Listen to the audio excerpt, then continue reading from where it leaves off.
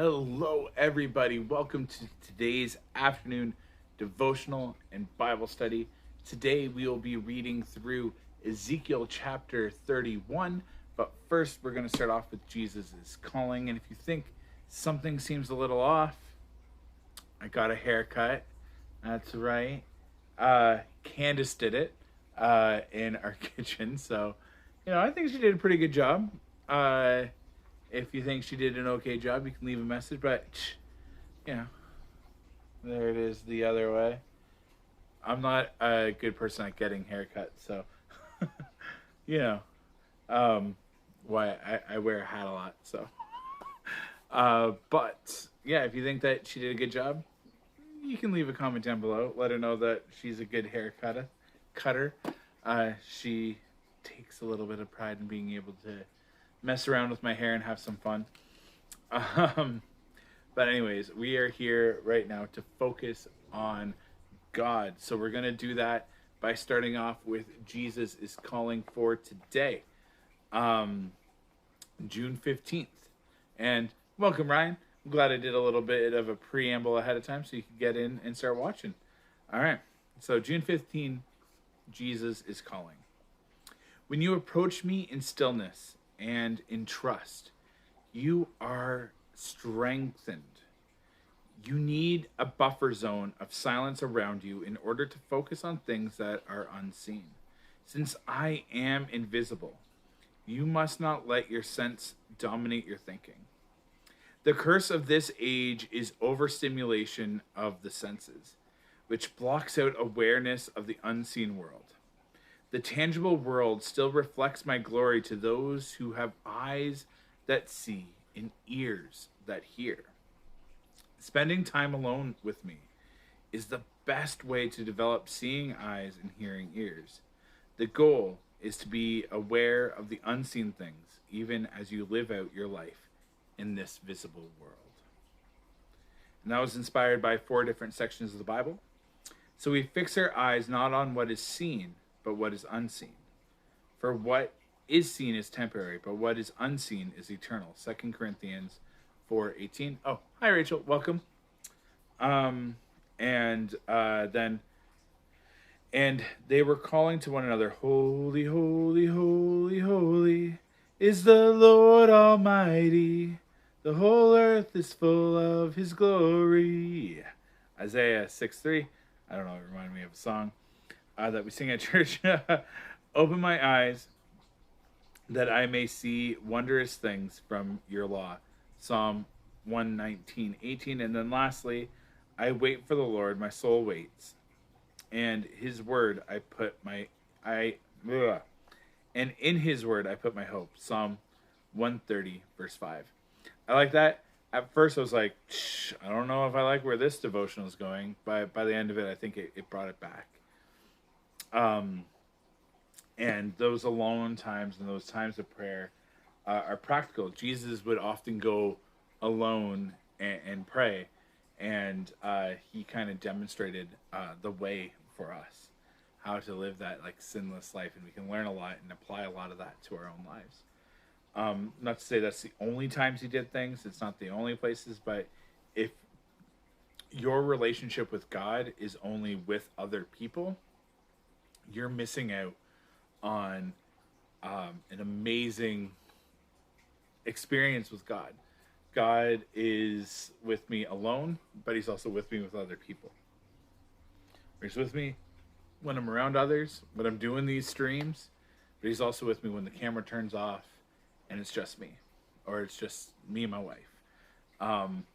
Like, God is present in like every moment of my life.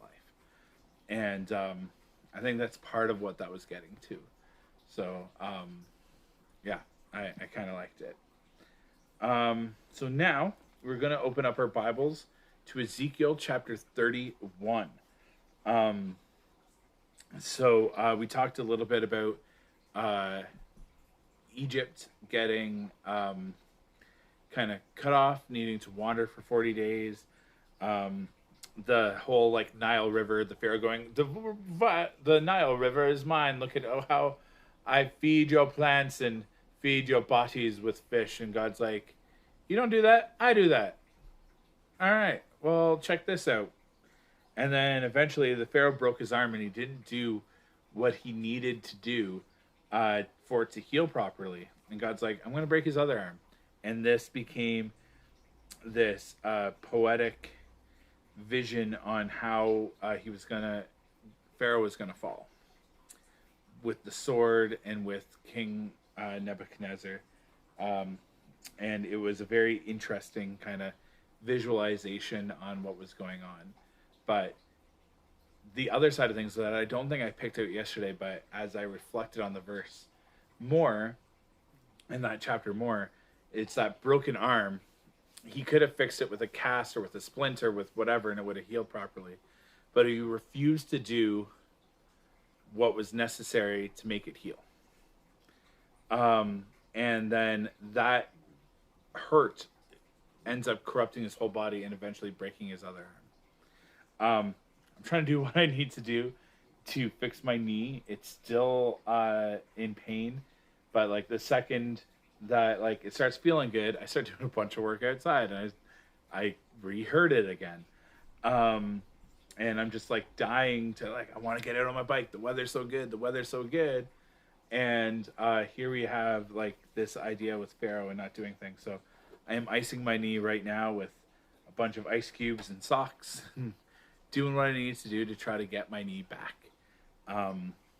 But it's the same spiritually, right? There's a lot of times when we go through life and we know, all right, we need to turn to God. We need to focus on God in this situation.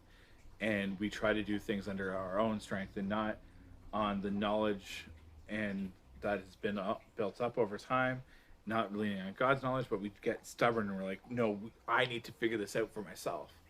And we miss out on things, and often we might get more hurt when we don't lean on God to fix our brokenness. But we can only, in the words of KJ52, we can only fix ourselves up so much, and then we need God to do the rest. He's the first celebrity I ever interviewed, and I had a question because he had a song about Eminem cleaning himself up, and that's a paraphrase of what he had to say during that time. And that particular interview is lost. We got back from the music festival and we lost that interview, so it's never seen the light of day. But the ones with Head and the ones with We As Human have seen the light of day. They're around on my YouTube and my Facebook. So, but anyways, that was talking about then. Now we're going to move into chapter 31 of Ezekiel, and I encourage you to read along with me. Ezekiel is spelled Ezekiel, Ezekiel, and I'm reading out of the New Living Translation. So starting from verse 1. Egypt compared to fallen Assyria. On June 21st, during the 11th year of King Jehoiachin's captivity, this message came to me from the Lord. Son of man, give this message to Pharaoh, king of Egypt, and all his hordes. To whom would you compare your greatness? You are like a mighty Assyria, which once was like a cedar of Lebanon, with beautiful branches that cast deep forest shade, and with its top high among the clouds. Deep springs watered it and helped it grow tall in luxuriance. Luxury, essentially, I believe. The water flowed around it like a river, streaming to all the trees nearby. This great tree towered high, higher than all the other trees around it. It prospered and grew long and thick branches because all the water it had at its roots. The birds nested in its branches, and in its shade all the wild animals gave birth. All the great nations of this world lived in its shadow. It was strong and beautiful, with wide-spreading branches, for its roots went deep into the abundant water. No other cedar in the garden of God could rival it. No cypress had branches to equal it. No plane tree had boughs to compare. No tree in the garden of God came close to it in beauty. Because I made this tree so beautiful, it gave such magnificent foliage. It was the envy of all other trees of Eden in the garden of God. Therefore, this is what the sovereign Lord says: because Egypt became proud and arrogant, and because it set itself so high above others, with its top reaching the clouds, I will hand it over to the mighty nation that will destroy it as its wickedness deserves. I have already discarded it. A foreign army, the terror of nations, has cut it down and left it fallen on the ground.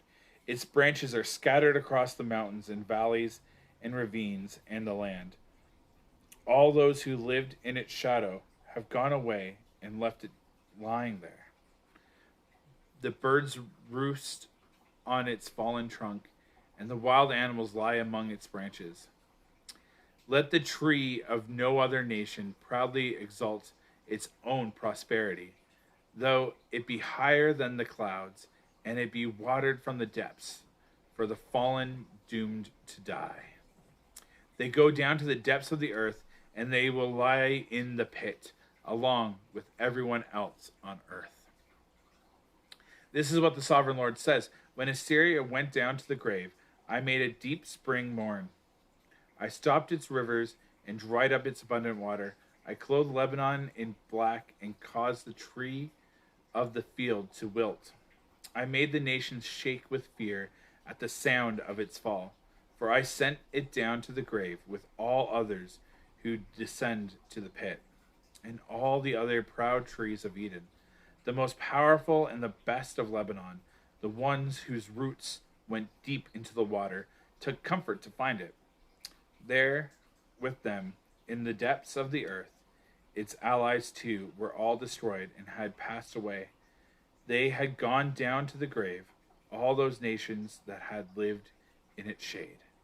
O Egypt, to which of the trees of Eden will you compare your strength and glory? You too will be brought down to the depths with all these nations. You will lie among the outcasts who have died by the sword.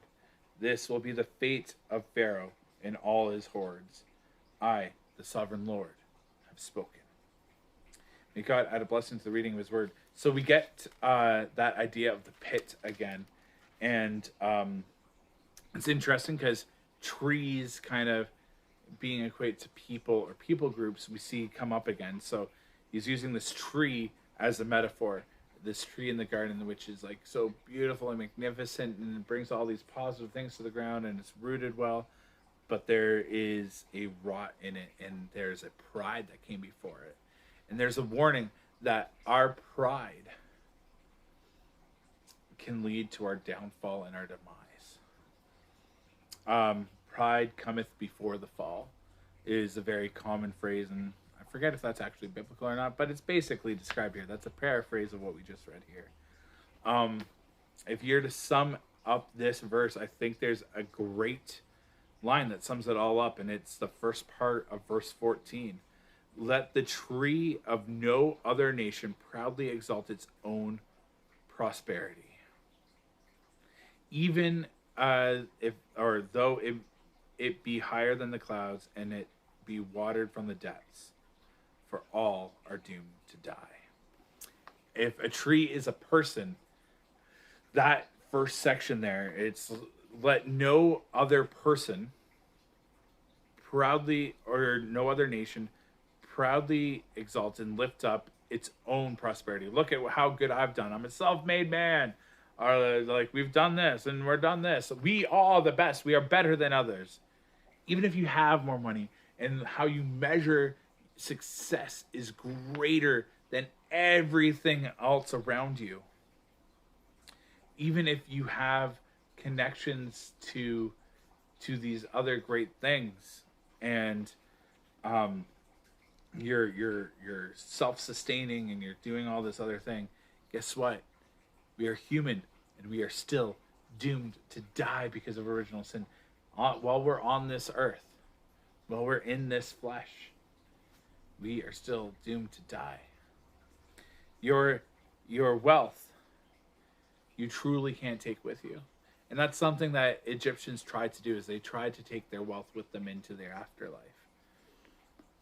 But that's one of the great things about being a Christian and being connected and following and becoming a little Christ, becoming a little Christian, becoming a part of the way, being adopted into God's family. Is, yes, this earthly flesh may pass, but then we are granted and gifted into this life in the next, to be with God in that next life in heaven. And yeah, that's a cool thing. I've highlighted verse 10 and 11. Because Egypt became proud and arrogant, and because it set itself so high above others, with its top reaching the clouds, I will hand over to the mighty nation that will destroy it as its wickedness deserves. Pride and self-importance seems to be what God is standing against. We're never going to be greater than God. And if we are just so caught up in our own glory, we are going to fall short. And this is definitely talking to those that are more proud and more prideful and stuff. But I think the opposite is also true. I was having a conversation with someone, with Ryan, about Romans, and I thought back of Romans 12. I think it's 12:12. That talks about, don't think of yourself more highly than you ought, but don't also think of yourself more lowly than you ought to. And we have a tendency to be on either extreme. Either we are the best, no one can touch me, look at how awesome I am, or I am so low, I'm a burden, everyone hates me, or they just simply put up with me. Therefore, my existence is a plague on people. And we seem to be in those two extremes, rarely ever thinking of ourselves soberly somewhere in the middle. And you are more in the middle. You are not better than God, but your existence isn't a plague on society. You're somewhere between those two extremes. You are valued because of the value that God gives you, so you instantly come up, but you are not greater than God. The world is a better place with you in it. It just is. But you've sinned and you've fallen short. You've been separated from God. You exist in this bubble between the two extremes. So love others. Love those who think of themselves as unlovable because they have value. Don't look down on others because you have money or looks or athletic ability, or your struggles and your sin is different than somebody else's. We all have fallen short. We are less than God. Even if we can build things that go above the clouds, doesn't give us the right to look down on things, because we are still doomed to die. We are still under God's authority. And the only way that we get to go on and forward with living a life that is worth living after we die is with Christ.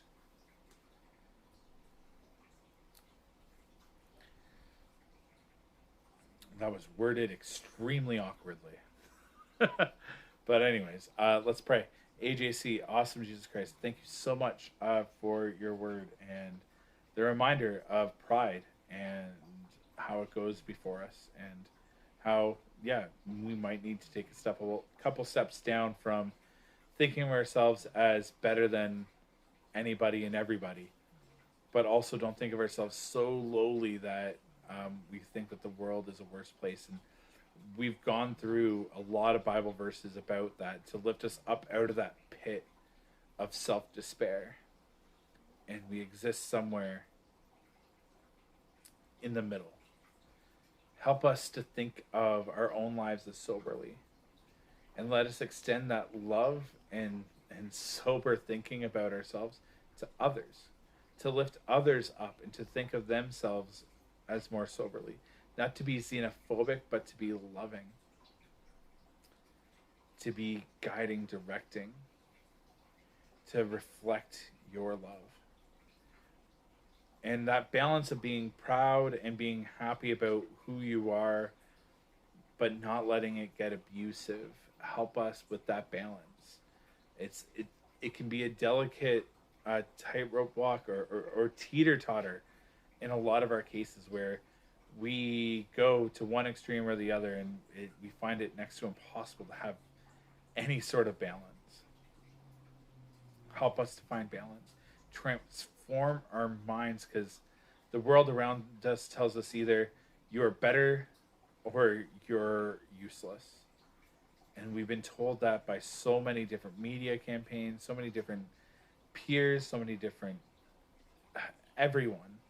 It's something that's constantly being told, and you're telling us that we are loved, not to become prideful, but to become loving and giving and other-centered. So, Lord, transform our hearts. Help us to focus on you and see ourselves more soberly. And when we are hurt, help us to seek you.